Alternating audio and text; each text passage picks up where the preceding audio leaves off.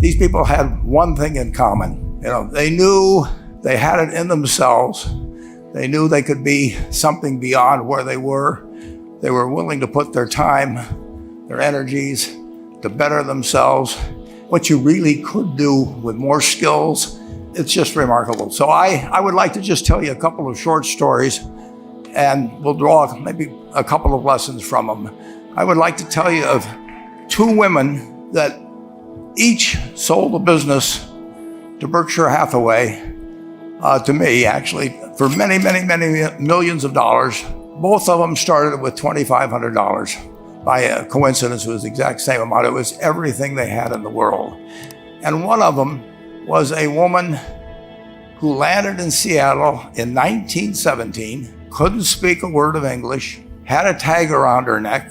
The tag said Fort Dodge, Iowa. The Red Cross got her to Fort Dodge, where she was reunited with her husband who had come to the country a couple of years earlier. And she lived in Fort Dodge for 2 years. And as she put it, she felt like a dummy. She couldn't pick up the language. She couldn't learn a word. And so she and her husband decided to move to Omaha. So they came to Omaha in 1919. And there she found a small colony of Russian Jews, so she started feeling more at home. And then as her oldest daughter went to school, she would come home, this daughter, Frances, and she would teach her mother the words she'd learned in school that day. And this woman, Rose Blumpkin, spent 20 years saving money, bringing first her siblings over, her mother and father, $50 at a time. She sold used clothing to do it. She had 4 children during this period. And by 1937, after 20 years, she'd saved $2,500. She went to Chicago and she bought what she could of furniture. Her dream had always been to open a furniture store. And this woman who had never gone to school one day in her life, with $2,500, but with the same spirit that the people in this room had about having a dream and working to accomplish that dream, she built a business which she sold to me in 1983 for $60 million approximately, and which did $1.5 billion worth of business last year. The 4th generation is working in that business. This woman, Rose Blumpkin, she worked for me until she was 103. And then she retired and she died the next year, which is a lesson to all of Berkshire's managers that premature retirement, you can't tell what's going to happen. But Mrs. B, with her $2,500, one further fact about her, she could not read or write. And she went into a furniture business, and she didn't bring anything unique in furniture, but she brought a determination to succeed. She knew she could outwork anyone else. She knew she cared about her customers. She worked at very low gross margins, but she built this incredible business. And I saw one other woman who did a similar thing with $2,500. I paid her hundreds of millions of dollars for her business. So I decided to go to the source and get these people before, I don't want you guys coming around to me asking me hundreds of millions of dollars. I'd like to join in with you much earlier. So I've followed this group. And today I'd like to tell you about one other small business person. This person, I went to buy his business from him, and he turned me down, which was very wise. But this was a fellow who was born about 8 years before I was. He was born in 1922. We'll call him Jack, lived in the Midwest. He was a pretty good athlete, didn't like school much. And I'm going to tell you one thing early in the story. Maybe you can figure out who the guy was. The company he built hires more college graduates each year than any other company in the United States. And this fellow, who was destined for this but did not know it, Jack, went to college for a year and then dropped out. He really wasn't that interested in school. And the year he dropped out was 1941. And when the the United States became under attack, he went down to the Army Air Force recruiting station, volunteered, and they turned him down because he had hay fever. So he went over to the Navy and again volunteered, and they took him. They put him on an aircraft carrier. He flew small fighter planes during World War II, got 2 distinguished flying crosses from the Navy, and then he came back to the Midwest. So now we've got a young guy. Probably by this time he would be 23 or 24 years old. And the interesting thing is, he got back to the Midwest, and he actually kind of went from one job to another for a short period of, or not such a short period of time. And he finally became a used car salesman at a Cadillac dealership in St. Louis, Missouri. And at age 35, having moved up in the organization, the sales organization, he said to his boss, "Could I go into car leasing business with you?" The boss said, "Well, if you'll cut your salary in half and you'll come up with," I think it was $25,000, which he borrowed, "we can become partners in a car leasing company." So my friend Jack started at age 35 in the car leasing business. And he had 7 cars. It was pretty slow. In fact, one of the things he did was whenever the phone rang, he let it ring 3 or 4 times so people would think that he was very busy answering other phones. And of course, it was the only call he was going to get all day. So his first venture was okay, but it wasn't really going to go anyplace. And there's a lesson in this for all of us. At age 40, he decided, with 17 vehicles, 17 cars, he was going to go into competition in the rent-a-car business. So now he's taking on Hertz and Avis and National and people like that who have hundreds and hundreds of thousands of cars. And he's got 17 cars, and his cars aren't any different than theirs. I mean, he's buying them from General Motors or Ford or Chrysler. And he can't get the airport locations. Those companies have them all sold up. But he was determined that he would basically offer the customer, can't offer him a different car, but he can offer them friendlier service than they've ever seen. And so he started a company. He named it after the battleship that he'd flown from in the Pacific, which was the USS Enterprise. And he died about a year and a half ago.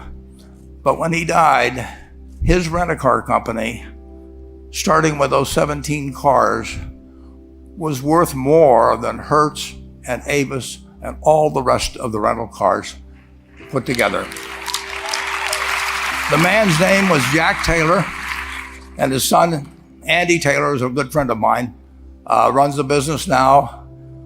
A grandchild is in the business. There'll probably be a 4th generation along the line. So this man, in the United States, he didn't invent artificial intelligence. He didn't do anything that, just like Mrs. B selling furniture, I mean, that any one of us could have entered those businesses.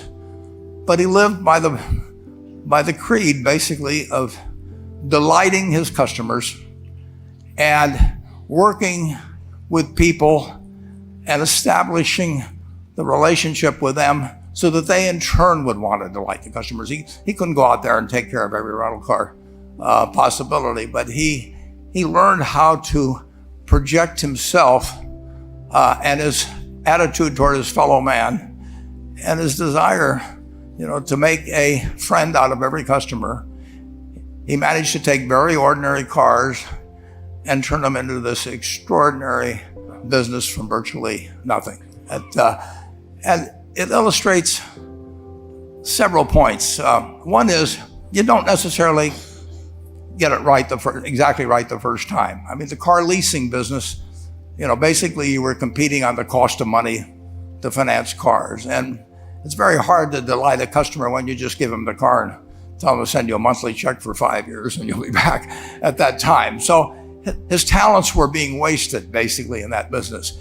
But at the age of 40, with all of that experience behind him, he found the golden key. He took a very ordinary business and turned it into an absolutely extraordinary operation, just like Mrs. B or Rose Blumpkin did with furniture. And he didn't worry about whether the Federal Reserve was going to tighten or ease. He didn't worry about whether the stock market was up or down yesterday. He didn't worry about the things he couldn't change, but he did focus on the one thing he could change, and that was the customer's experience. And I have seen the one that got away, Enterprise. I went down to Florida and tried to talk him into selling to Berkshire, and he was smart enough not to do it. Probably the value of the company has quadrupled since I made that visit. But he was smart enough to see that he would find that business. Henry Ford, as you may know, failed twice before he started the Ford Motor Company in 1903. I mean, the test isn't whether you get the greatest business idea in the world the first time out. The test is whether you keep learning as you go along what your strengths are and what you can do for your customers, what you can bring especially to the party. And to do that, you need the education that I know you've received through 10,000 small businesses, but you need a genuine desire day in, day out to delight the customer. I've never seen a business, and I've seen a lot of businesses, but I've never seen one that delights the customer that doesn't succeed. I mean, what you want is that customer the next day when they think, do I want to rent a car or do I want to buy some furniture? What goes through their mind? You know, it's the place where they've had a great experience. I don't know what I paid for this tie. Actually, probably if somebody gave it to me, but for the purposes of this speech, I will say I have no idea. But or the shirt I'm wearing, or this. But I do know, I will remember how I was treated when I bought it. I mean, you long forget about the price, but you never forget whether you had a good experience or a poor experience with the purchase experience. And you'll have a hard time finding a person that's had a wonderful experience, a delighted experience in purchasing anything that isn't going to come back. And similarly, if the memory is of rudeness, indifference, whatever it may be, they're never going to come back. And as a small business owner, and as you grow, you have to not only be able to project that interest in people's well-being, in delighting them yourself, but you have to do it through other people. And you won't be able to do it through people who themselves do not feel they're being fairly treated, that their views aren't appropriately considered. So you really do have to learn to multiply yourself through other people. And I advise the young people that come to Omaha. We have a number of classes. The key is to, certainly in terms of your personal life, the most important decision you'll make is the spouse that most of you will likely have. And it's very important to surround yourself with people that are better than you are. You are going to move in the direction of the people you associate with. So you constantly, I've been enormously lucky in that respect. I mean, I've just had teachers and friends and a spouse that really was a better person than I was. And I had enough sense to learn from these people that life went better if you behaved better yourself. It took a while. So I advise you to seek out, as your partner in business, your partner in life, whatever it may be, look for the people that actually are examples to you rather than somebody that you think you need to straighten out yourself.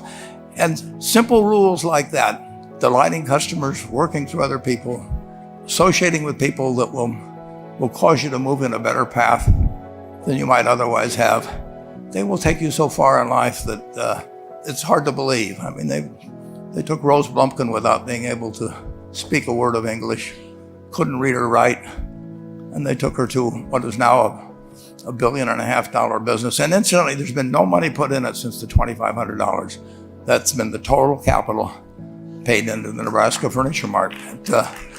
And I think if you looked at enterprise, I don't know their books the same way, but my guess is that very little equity capital has been added to enterprise over the years. The business built on itself.